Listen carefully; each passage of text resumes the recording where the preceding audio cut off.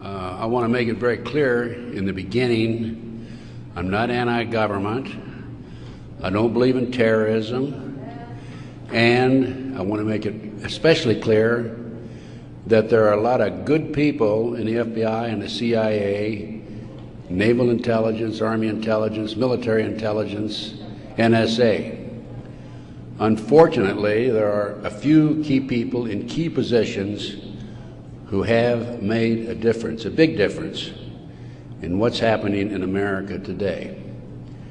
So, looking back, my personal experiences, I retired from the FBI March 1979. At that time, I was in charge of the FBI Los Angeles Division. I had more than 700 personnel under my command. The Attorney General of the United States, Griffin Bell, asked me after I retired if I'd coordinate security for the Pan American Games. I did. I was a consultant in the 1984 Los Angeles Olympics. I was a consultant for former Governor Jerry Brown, California Narcotic Authority. So I do have credentials. My first major and credibility, believe me. Now, if you read the internet, you may not think so, because there are some heavy-duty FBI informants out there like Stu Webb and Barbara Hartwell, who are MKUltra mind control victims, CIA mind control victims, who are making all kinds of disparaging remarks about me. But I don't want to deal with those people, because if you read their material, you'll see that it's designed to discredit people like me, former State Senator John DeCamp, and other leaders who are trying our best to expose what's happening in America today, and actually around the world. Let's go back to 1776, May the 1st. Adam Weishaupt was commissioned by the Rothschild family to set up the goals to control and take over the world with a one world government.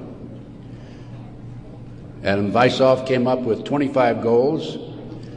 Among these goals were control the press, corrupt the youth through sex and drugs, elect our own people meaning the Illuminati, to key positions in all levels of the government, city, county, state, and federal. And it goes on. The final goal was to take over the world, the one world government. Information is very well documented by William Guy Carr in his book, Pawns in the Game. When I retired, I had no idea what was going on. I had no idea about the Illuminati. I had no idea about Adam Weishaupt. However, my first major investigation when I returned from Puerto Rico was the Dr. Jeffrey R. McDonald case. He's a former Green Beret doctor who was convicted of murdering his wife and 2 children at Fort Bragg, February 17, 1970. He'd been tried and convicted and sentenced to 3 consecutive life sentences. I was asked by the defense team to investigate the case because they claimed that Dr. McDonald was innocent. I said I would, but if I learned that he murdered his wife and 2 children, I would discontinue my investigation, no longer become involved. I want you to know I'm still working for Dr. McDonald. He is an innocent man. Now, once I became involved in the case, I had to read everything, and I learned that evidence was lost, evidence was stolen, evidence was altered. An FBI agent, Paul Stombaugh, lied before the grand jury. And most important of all, Colette, the wife, had skin where she had fought off the assailants under her fingernails. That skin was handed over to William F. Ivory, the chief investigator for the Army, and it has disappeared. 10 months into the case, October 25, 1980, I through a series of circumstances, I don't have time to go into the details now, obtained a signed confession from one Helena Stokely. I had 3 sessions with her, 10 days each, total of 30 days. Helena told me that Dr. McDonald did not commit those crimes, that they were committed by her satanic cult group. And I said to myself, what's this all about? I don't know anything about Satanism. I read about it in the Bible, of course, and that's about it. But as I delved into the case, I learned that drugs from Southeast Asia were being flown into the United States to various military bases in plastic bags in the bodies of the dead GIs. I further learned from Helena that her satanic cult group was involved in distributing these drugs up and down the East Coast. They were mad at Dr. McDonald because he was abusive to the cult members and the GIs who went to the civilian hospital where he was moonlighting for relief of some sort.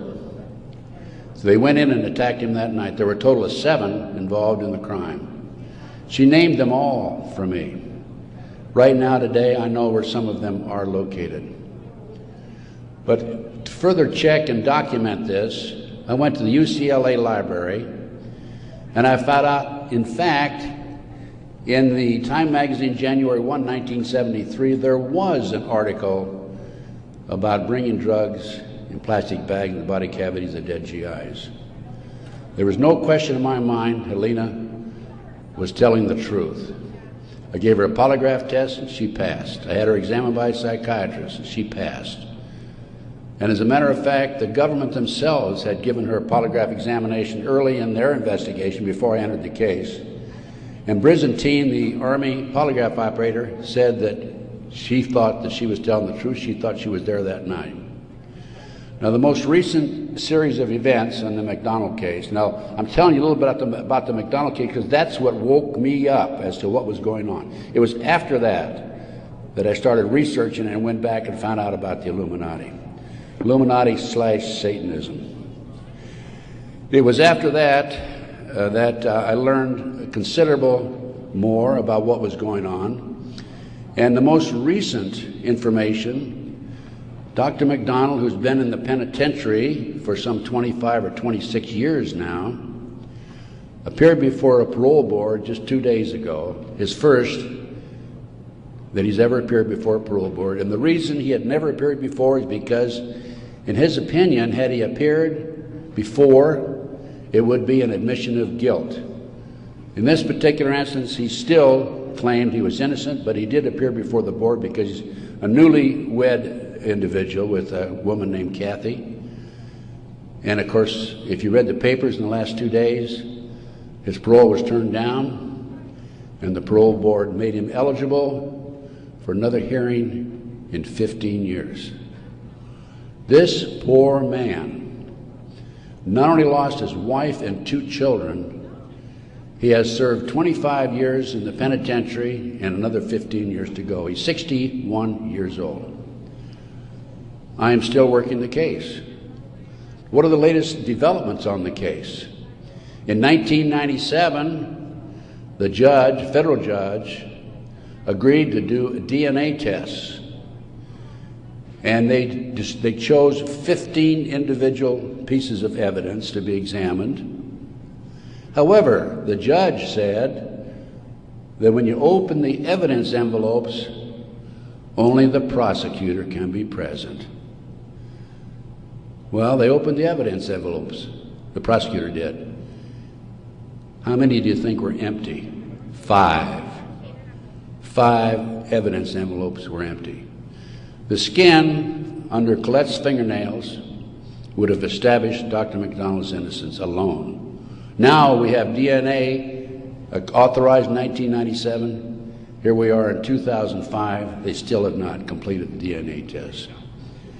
From the McDonald case, the next case I worked of a major consequence was the McMartin preschool case in Manhattan Beach, California. The children there claimed There were tunnels under the school. They were taken into the tunnels and through the tunnels up into the trap door of a bathroom in a triplex next door, placed in automobiles, and prostituted in the community. These are 2, 3, and 4-year-old children before they entered kindergarten. In addition, the children claimed that they were flown into the mountains where they were involved with adults in robes, black robes, chanting, candles. They talked about the brown babies who were cut up, actually sacrificed. And in checking into this and researching this, of course, this was obviously a satanic ceremony. The McMartin family, who owned the preschool, they were tried, of Ray Bucky and his grandmother. The grandmother was acquitted, hung jury on Ray Bucky. The second trial, another hung jury. I had an opportunity in 1990 to gain control of the school. Now, the school had been given to Danny Davis, the defense attorney, and he had sold it, even though he made $15 million on the case, by the way. He had sold it to a contractor who was going to tear it down. When I learned this, I contacted the contractor. I said, I want to be given an opportunity to go on that school and look for the tunnels. The authorities had looked for them in 1987. They said they could find no tunnels. Along with some of the parents, we hired Dr. Gary Stickle, UCLA archaeologist. He hired his crew and brought them in. And in 34 days, Dr. Stickle said there had been tunnels under that school. They were covered up, and they were covered in. An informant of mine told me that there was an abandoned satanic site in Crestline, California, up in the mountains. I went up into the mountains and obtained photographs, of the site. I have a lecture that I give where these pictures are available. It's called Gunderson Chronicles number 2. It's a 4-hour lecture that I gave in Kansas City a number of years ago, which shows this abandoned site and also pictures from the McMartin Tunnel school dig. From there, I became involved in another case, very frightening case, because I established, with the help of people like John DeCamp, former state senator in Nebraska, that we have in this country today a covert military criminal enterprise, government enterprise, primarily by U.S. military intelligence, that is operating full throttle, and everybody refuses to investigate it. In the Nebraska case, it's called the Franklin Cover-Up. This is the book here that John DeCamp wrote, by the way. It's all documented in there. And in that particular instance, they were taking children out of foster homes, orphanages, Boys Town, driving them from Omaha, Nebraska to Sioux City, Iowa, 184 miles away, placing them in private jets and flying them to Washington, D.C. for sex orgies with prominent people, including congressmen, senators, and certain people in the White House. It's well documented. I have personally talked to Paul Benassi. I had a 5-hour interview with him. It's a tape that's available. I don't have it with me here, but you can order it. I have a 5-hour interview with Paul that he gave me in 1993. Paul told me how he was used. He was part of the kidnapping crew and was used as a decoy when he was 10, 11, 12 years old in parks, shopping malls, to attract the children over near where the adults were in a car waiting for them. They throw them in the back seat, chloroform them, and make off with them. Paul also told me that these children, many of them, become sex slaves Many of them are used as toys. The boys, they call the boys toys. I don't know what they call the girls. But these degenerate, sick people, the men are more interested in the little boys than they are the girls for some reason. But it's all well documented. Paul drew the inside living quarters of the White House. Now, this information broke in about 1987. That's about right after I entered, just before I entered the case. I replaced a fellow named Gary Caradori, who was the investigator for a Nebraska Senate committee. Gary met the official photographer of the group, who had split from the group, defected, and agreed to take the pictures that this official photographer gave him, and they met in Chicago, agreed to take the pictures back to the committee. He flew out of Chicago in his private plane, a short distance out of Chicago. The plane exploded midair, and his briefcase has never been found. He and his 11-year-old boy died. His briefcase has never been found. The rear seat of the airplane has never been found. I had made every attempt possible to obtain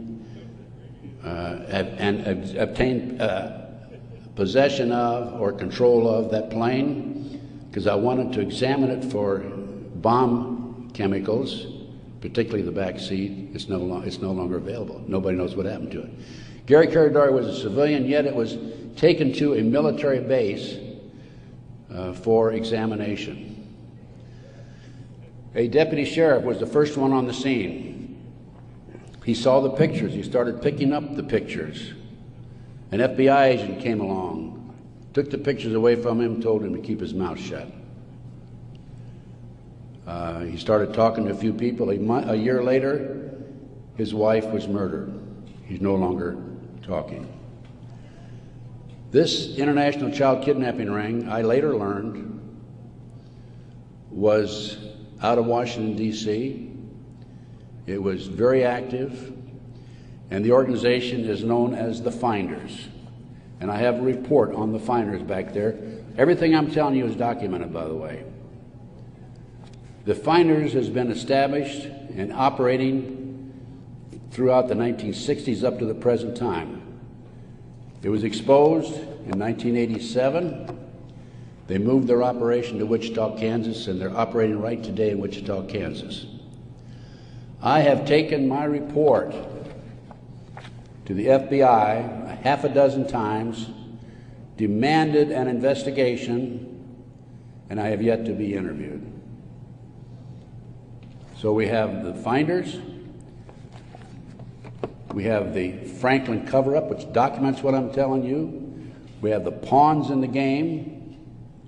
Pawns in the game is the Illuminati. This is the Illuminati/satanic movement in this country today. And the last thing I'm going to mention in the way of a book is why Johnny can't come home. Johnny Gosch was, September the 5th, 1982, a newspaper boy on a Sunday, and he was about to deliver his newspapers in West Des Moines, Iowa. He never delivered any newspapers. He disappeared. The mother, Noreen Gosch, was dumbfounded, didn't know what happened, demanded an investigation of the FBI and by the West Des Moines Police Department. The chief of police in West Des Moines said to her, even though he's disappeared, we do not have any witnesses who saw him being grabbed and placed in a car or being taken control of. So we're not going to investigate it. The FBI used the same premise. They refused to investigate it. Now, I've been involved in kidnappings in the FBI, and I can tell you that it's automatic within 24 hours, at the end of 24 hours, that we had to go in my day, this was back in the 50s, 60s, and 70s, we had to go in and start investigating the case after they've disappeared for 24 hours. Today, as I stand here and you sit there, The children are disappearing in this country at the rate of 83 per hour. That's over 700,000 children a year. Now, I can go back to July 1982. The Reader's Digest claimed there were 100,000 children disappearing every year. There's another statistic that I find very interesting, and that is that it is estimated 2,500 children are kidnapped and murdered in this country every year. That's an unbelievable figure. Yet, the FBI refuses to investigate it. Now, after the Nebraska case, and part of the Nebraska case, most recently, we have a young man named Jeff Gannon, who has appeared in the White House using a fraudulent press pass. This has happened within the last month. Certain people in the White House were questioning him and were suspicious of him because when he would engage in a press conference with the president, President Bush, he was asking what they called soft questions. Soft questions meaning the president would have an answer for them, he'd look good. Somebody started checking into his background. They learned that he was actually an individual named Jim Guckert. This is all on the internet, by the way. And Guckert had a homosexual website. So Jeff Gannon is an alias of Jim Guckert. Now, his picture appeared in the internet, and he is believed to be Johnny Gosch, who was kidnapped September the 5, 1982. The mother, Noreen Gosch, who wrote this book, Why Johnny Can't Come Home, I have a 2-hour interview with her on video, available again if you want to check my order blank. She did not sit still for this. Can you imagine if the 83 mothers of children who disappear every hour would do what Noreen Gosch has done? We wouldn't have this problem today. She went to the FBI, demanded an investigation. They refused to investigate. The police refused to investigate because the case tied into the Franklin cover-up. Some of our top politicians in the country, leading businessmen, Harold Anderson was identified by the children, past publisher of the Omaha World Herald. The head of the Nebraska Forestry Service was identified by these children. There 80 children came forward in this Nebraska case. And it goes, as I said, right up to the White House. In 1987, according to Paul Benassi, he was furnishing toys, or little boys, young boys, to the sick people, certain sick individuals in the White House itself. I have the names of some of these people. No need to mention it here. Some of them are mentioned in the Franklin cover-up. But it does appear that Jeff Gannon is, in fact, Johnny Gosch. Noreen Gosch, the mother, has looked at the pictures.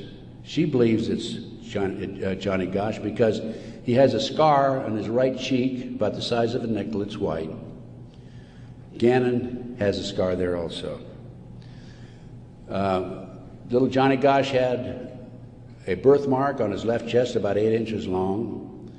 From looking at pictures of Jeff Gannon on the internet, it appears that he had a birthmark at one time, and there's been an attempt to erase it. I personally talked to one of the youngsters who was involved in this network. I've talked to several of them. And he assures me that Jeff Gannon is, in fact, Johnny Gosch. Well, how did Johnny Gosch get from West Des Moines, Iowa, 12 years old, all the way with a phony press pass into the White House as of a few weeks ago? Well, what happened to Johnny is that he was transported from West Des Moines, Iowa to Sioux City. He was placed on a farm for 3 weeks, sexually molested. He was taken to the mountains in Colorado, placed in a cage in a house of some sort, or a cabin, and then later he was used as a sex slave. They didn't kill him, they didn't sacrifice him, although a number of these kids are sacrificed in satanic ceremonies. Now, he escaped with another young man. They stole a car, and in 1997, Johnny knocked on his mother's door at 2:30 in the morning, Noreen Gosh, and said he wanted to talk to her. He was there with another young boy. He came in, he told Noreen, he says, "Mother, I was kidnapped. I've been placed in a covert military CIA-controlled, mind-controlled project and used as a sex slave." He said, "I can't come forward at this time because they will kill me." And then he left. Noreen says that's the last time she talked to him, 1997. Now, several years after that, a girl named Burns, who was a producer for 2020, decided to do a story on the Johnny Gosch kidnapping and the Nebraska case. And she interviewed me. In fact, I spent 5 days with her, gave her the benefit of all my research, which is available to you folks also. And then she got a lead that Johnny was hiding out on an Indian reservation in northern Minnesota. She went there and flushed him out, and he basically went into hiding, and now he shows up at the White House. He was a mind control victim. If you don't know anything about MK Ultra mind control program, it came into this country through the German scientists after World War II. They were involved with the Nazis during the war and prior to World War II in developing robots and individuals to be used on command for anything that they wished, including assassinations and other nefarious activity. The MK Ultra program, CIA mind control program, was investigated by Congress in 1987. Congress said, CIA, you got to quit doing that. You're bad boys. And they said, we will quit. Don't kid yourself. It's very active today. There are people like Barbara Hartwell out there who are mind control victims. She's another one who's been bashing me. I must be doing a pretty good job because I wouldn't have these people criticizing me on the internet like they do. And of course, it doesn't bother me in the least. But going back to the Nebraska case, the MK Ultra, a lot of this training took place at Offutt Air Force Base in Omaha, Nebraska, which was Strategic Air Command headquarters. You recall after 9/11, the president flew to, I think it was to the south, someplace in Louisiana or New Orleans, and then he flew to Offutt Air Force Base in the afternoon of September the 11th, 2001. And they had a party there that morning at 9:30 in the morning. He missed the party. He was sorry he missed the party. Warren Buffett was there, by the way. And the MK Ultra program has been very actively administered, not only at Offutt Air Force Base, at Fort Bragg, North Carolina, the place where Dr. McDonald's family was slaughtered in 1970. Now, the Nebraska case, I don't want to leave that without telling you that in the early 1990s, Yorkshire TV came to the United States with a camera crew for 7 months to do a documentary on it. They went back to England, produced the documentary, and they brought it over into the United States. It was listed in the TV guide to be aired on May the 3rd, 1994. When certain members of Congress found out about it, they threatened the cable industry with restrictive legislation. Somebody anonymously bought up the rights to the videotape or the documentary and ordered all copies destroyed. I just happen to have a bootleg copy of that documentary, and it is available. I have been selling these and these books and getting this report out of mine to anybody that's interested in it. And by the way, I have a 5-package deal for you at about a 15% discount, 15 to 20% discount if you buy all 5 items. So about 6 months ago, as any good investigator would do, I said, I'm going to get a copy of that TV guide. I didn't have a copy. John DeCamp had one at one time, couldn't find it. That's typical of John, by the way. Good friend, great guy. And so I said, I'm going to get my own copy. So I wrote to TV Guide people. And I received a copy of the TV Guide for May 3rd, 1994. 10 p.m. Discovery Channel. It's not listed. A nature show is listed instead on the new reprinted edition. I'm not going to be outfoxed by these people. I went to the Los Angeles Times TV log. It's listed, Conspiracy of Silence. I called a friend of mine in Philadelphia, and I said, check the TV log for the Philadelphia Inquirer. Conspiracy of Silence is listed in the Philadelphia Inquirer. The power of the press. They changed and reprinted the whole TV guide. It never has been shown publicly in the United States, and I doubt if it ever will be shown publicly. But as I said, it is available to you. Now, that's not the end of the story for me, because I am continuously probing, continuously working, continuously talking to various sources and putting it on paper and documenting and getting the word out. This is the direction that we have to go. Americans, for the most part, are oblivious to what's really going on behind the scenes. One of the things that, in addition to the McDonald case, that got me thinking was the Jack Kennedy assassination. So I checked into that. And by the way, I used to be in charge of the FBI in Dallas, and also I was in charge in Los Angeles after Dallas. So in checking into the Jack Kennedy assassination, I learned, no question about it, that it was a joint hit by the CIA and the Chicago mob. Sam Giancana, head of the La Cosa Nostra in Chicago, 3 days before he was to testify before Congress, was shot and killed, murdered. This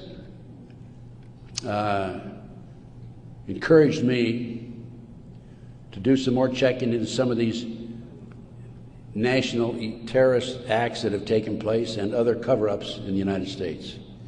I interviewed the naval intelligence officer who on December 4th, 1941, received information that the Japanese were going to bomb Pearl Harbor. We had broken the secret code of the Japanese. He told me personally, on December the 4th, he gave it to his superiors. They passed it up the line. After Pearl Harbor, he was subpoenaed to testify before Congress. His boss called him in and said, don't worry about it, don't respond to the subpoena. Someday you'll know why. He never did testify before Congress. And he recently passed on, by the way. So we have not only a cover-up in these other areas, but looking at the national picture, Pearl Harbor. And look at Waco. The military was involved in destroying and shooting and killing, and also the FBI, women and children in Waco. They used tanks, military tanks, in violation of posse comitatus, which is a law that says the military cannot be used to enforce a civilian population. They got away with it. There's an interesting story. I did some research on Waco. As I've told you, I've done a lot of research. And in many instances, I've not only been there, I've done that. And I've been on the scene. I've spent most of my retirement money investigating these matters, including Oklahoma City, and I'll go into that in just a minute, 911 and so forth. But in Waco, there were 4 BATF agents who were shot and killed. Some of the Branch Davidians were tried, sentenced for these, quote, murders, and are serving prison terms today, probably for life. In researching the 4 BATF agents who were shot, I learned every one of them was shot in the head. Now, for those of you who have been in the military, that's a sniper shot. No question about it. One of them, the bullet, the trajectory of the bullet was from above, down through his lip, and into his body. Probably from a helicopter. It's interesting to note that these 4 men, BATF agents, at one time were all bodyguards for former President Bill Clinton. That was Waco. Ruby Ridge. Randy Weaver was set up by a BATF, Bureau of Alcohol, Tobacco, and Firearms, informant. He bought a shotgun that was about a 1/4 of an inch too short by law. They arrested him and served him with a warrant. He refused to appear before the courts, and they sent an army after him. Horiuchi, the FBI sharpshooter, shot and killed his wife while she was standing in the doorway. He used to brag about what a great shot he was. Another instance where they tried to railroad a good, loyal American who fell in a trap. And then we have the 1993, continuing with the great conspiracy. I call this a great conspiracy, and that's what it is. Car bombing of the World Trade Center. I have a copy of the New York Times, October 28, 1993, and in the article, this was reporting from the trial that took place, an FBI informant named Salam, who was in among the terrorists, testified that he was commissioned by the terrorists to put the bomb together, the car bomb together, to bomb the World Trade Center in February 1993. And fortunately for him, when he met with the terrorists, he wore a body mic so he could record every word that was said. Unknown to the FBI, when he met with the FBI, he also wore a body mic. That was probably what kept him from being set up and framed and sent to prison. This is actually in this newspaper article. He went to his FBI superiors, says, I've been commissioned to put the bomb together. We're going to use a dummy bomb, aren't we? And he was told by his FBI superiors, no, we're going to use a real bomb. Now, I don't understand why Congress and Senate, investigators, and our leaders in Washington, D.C. are not jumping up and down over that situation. The FBI not only knew in advance of the car bombing, they furnished the ingredients for the bomb. Why doesn't somebody take some action in that area? Why doesn't somebody investigate this international child kidnapping ring being operated by the CIA?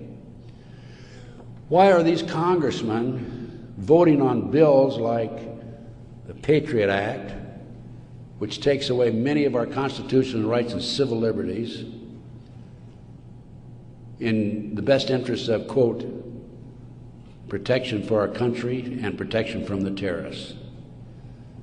Let me tell you something, ladies and gentlemen. There are people in our government, a rogue outfit, whatever, I'm not sure, who are actually behind these terrorist acts. And the reason they're behind the terrorist acts is so they can pass bills like the Patriot Act. And the reason the congressmen and the senators vote for these stupid bills stupid by our terms and our definition, is because many of them have been set up and framed through sex and drugs. So then we have Oklahoma City, 1995. I personally made 2 trips to Oklahoma City. I investigated Oklahoma City. Because of my report, the defense attorney for Timothy McVeigh sent 2 of his investigators to interview me. I spent 4 hours with them. Actually, I got a lot of information out of them. For example, they told me that they were allowed to tour the remains of the Murrah building in Oklahoma City in the presence of a U.S. Marshal, but they were not allowed under any circumstances to take soil samples or to pick up any evidence for examination. Stephen Jones was their attorney. I heard that they were going to tear down the building. Now, you can trace bombs through what they call the taggants, the chemicals. When I heard this, I called John DeCamp. I said, John, we've got to prevent that building from coming down. And I actually called an outfit in Chicago, the Pat Kennedy Group, who were specialists in examining evidence of this type. And John called McVeigh's attorney, Jones, and because John had a client he was representing who was involved in the case, Jones said, I'll handle the paper, we'll have a hearing, we will prevent that building from coming down. The next thing we heard, the building was coming down. John called Jones, what's going on? And he had no good answer for it. That was evidence. I've been at many a crime scene. It is critical that the evidence be preserved. That was a huge cover-up. McVeigh wrote a letter to his sister.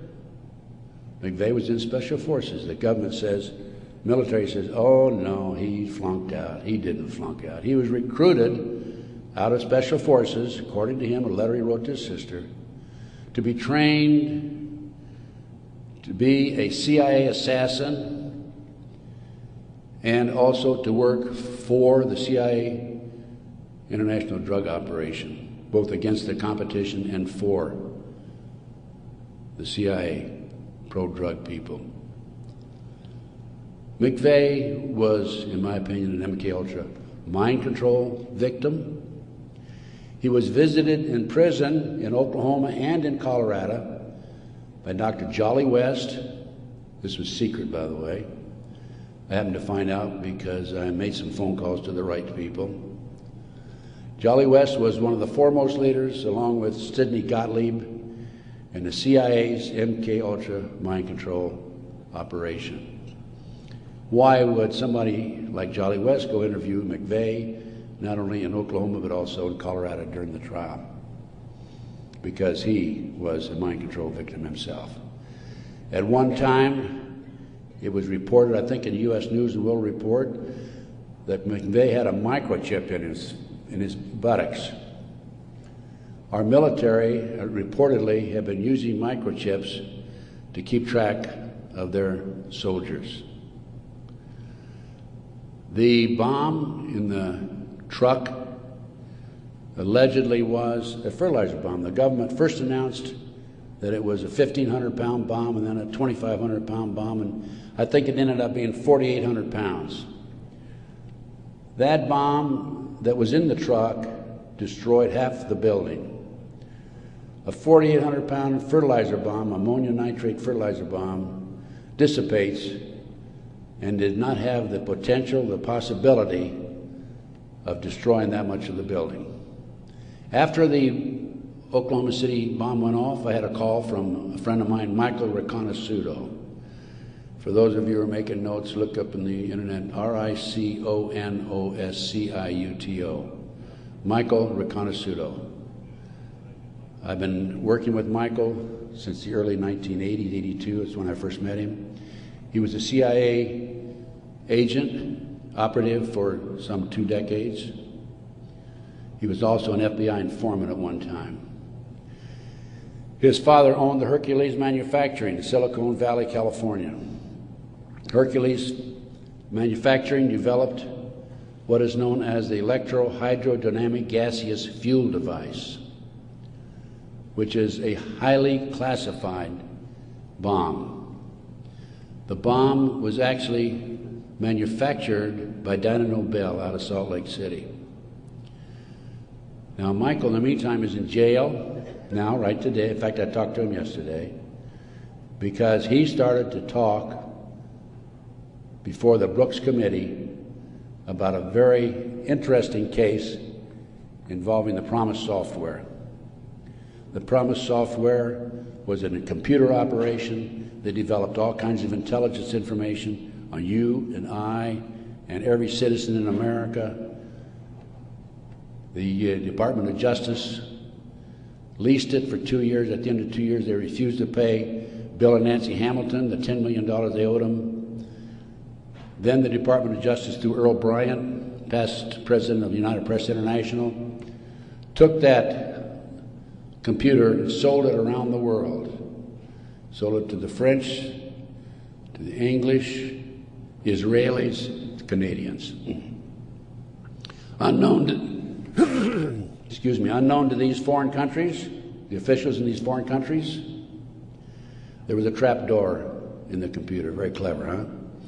A trap door secretly allowed us, the U.S. government, to retrieve all the information they developed.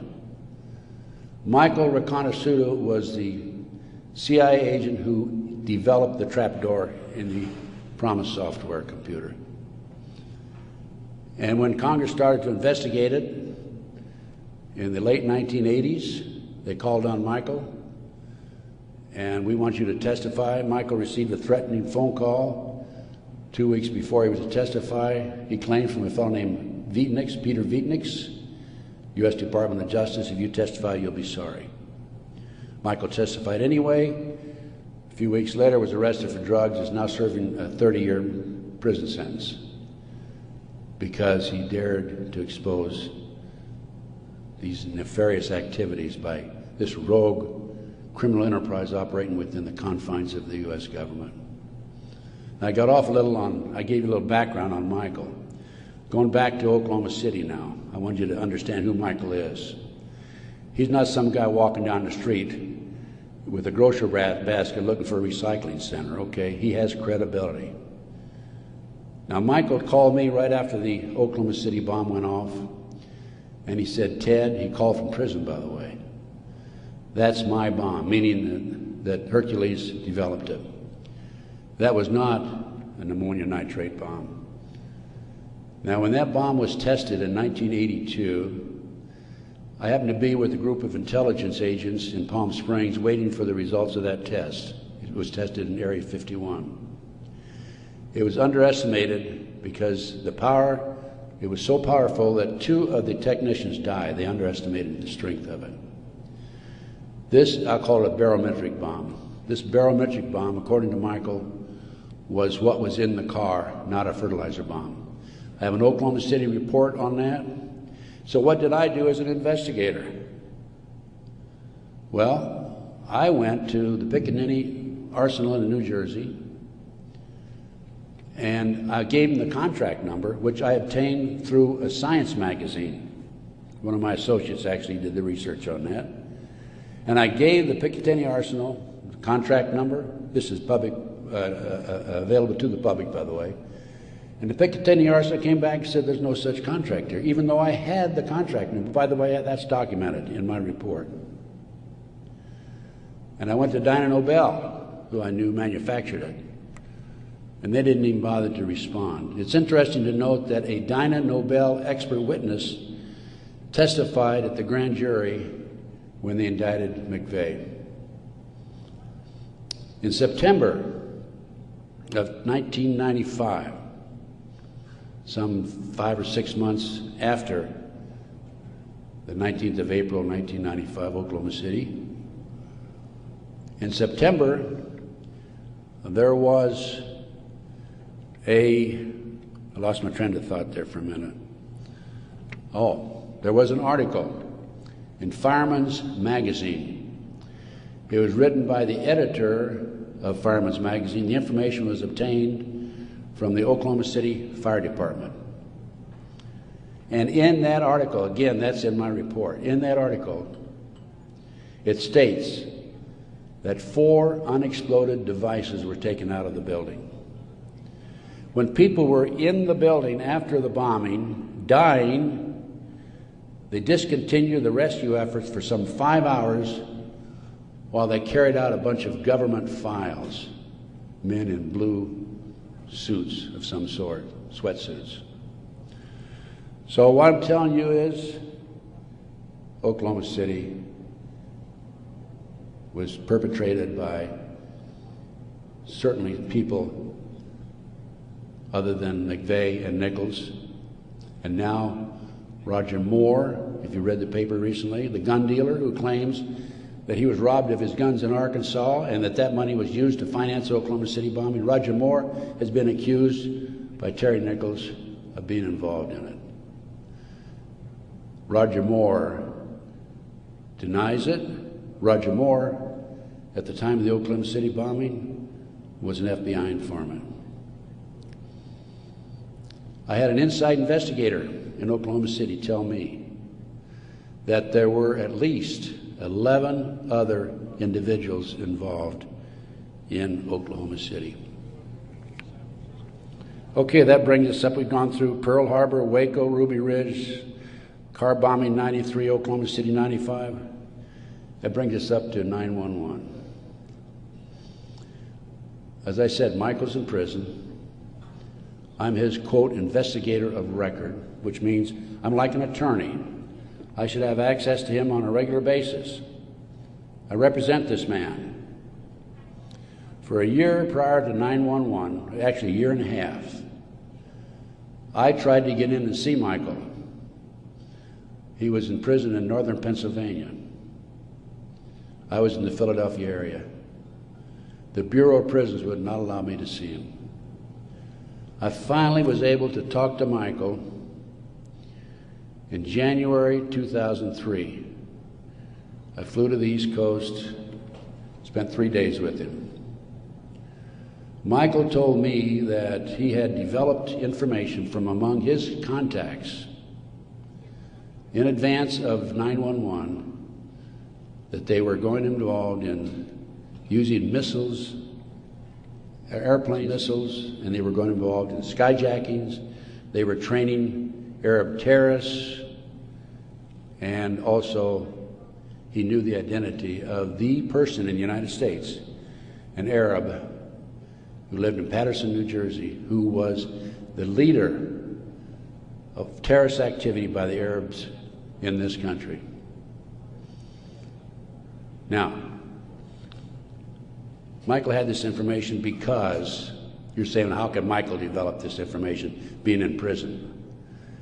Because I met with Osama bin Laden, along with Michael, along with the State Department representative in the spring of 1986. At that time, I was contacted by a former top Ronnie Reagan official who said, can we help the Afghan rebels? They were our friends then. And I called Michael, I said, what do you think? And he said, let's meet. So there was a fourth fellow there. We didn't know at the time it was Osama bin Laden. Has actually used the name Tim Osman, traveling under Turkish passport. But because of Michael, I passed the ball to him. I just arranged for the meeting and went on.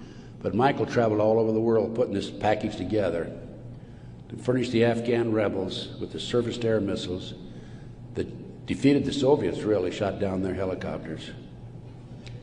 As a result of this, Michael developed sources inside the Arab world. And that's how Michael knew in advance about 9/11. Michael told the FBI on March the 20th, 2001, about this plan to use skyjack airplanes and use them as missiles. He also furnished to the FBI one of his sources, one of his confidential sources, inside the Arab group. The FBI interviewed him, threatened him with prosecution, and deported him. That man, along with his family, have disappeared. We think that they're dead. The FBI refused, absolutely refused, to look into this situation. More shocking is that Michael had the names of the people who were obtaining the false names of the people, the Arabs who were obtaining false passports. Had their names. He had the source who could furnish him that information. He told FBI agent Keith Kutry, March 20th, 2001, excuse me. He told Kutry, he says, I'll give you these names, the name of this person who is coordinating the whole project for the Arabs, providing I be given immunity and he be given immunity. Mr. Kutry, in spite of the fact he was armed with this information 6 months prior to 9/11, came back 2 days after 9/11 on the 13th and saw Michael in prison again. Accused Michael of being anti-government, anti-FBI, being a publicity seeker, and so forth, being disloyal.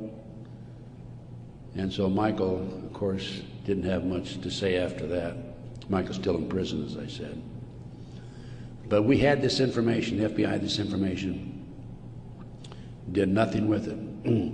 Kutry admitted on September the 13th, admitted that the FBI did nothing with it.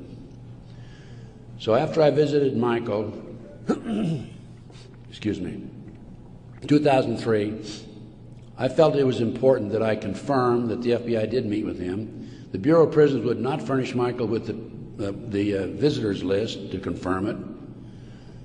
And so I started writing letters to the FBI through Senator George Allen. Oh, thank you. Thank you. And to confirm that he did, in fact, meet with them, I wanted to document it. I also asked for the identity of the other agent who was with Agent Kutry. And I had a terrible time. It took me a year and a half writing letters to the FBI to get them to admit that they'd interviewed Michael on March the 20th, 2001. I finally did have that information. That information is available again in one of my reports, my terrorism report that I have in the bag. So that basically brings me up to the present time. I think my time is up. But I feel compelled, as a former FBI agent, I had all this training, and I feel compelled to do everything I can to educate as many fellow Americans as I can as to what's going on behind the scenes. We have been operated and orchestrated primarily by U.S. military intelligence, covert criminal enterprise involving the FBI and the CIA, active in this country today. It's being covered up right from the beginning. They're using FBI informants to set up and frame people. By the way, they tried to frame me on a drug deal back in 1984. It didn't work. The girl that they used to try to frame me contacted me, said, I need to meet with you. We met. She told me the whole story. I took a signed statement from her. Her name is Pam Fawcett.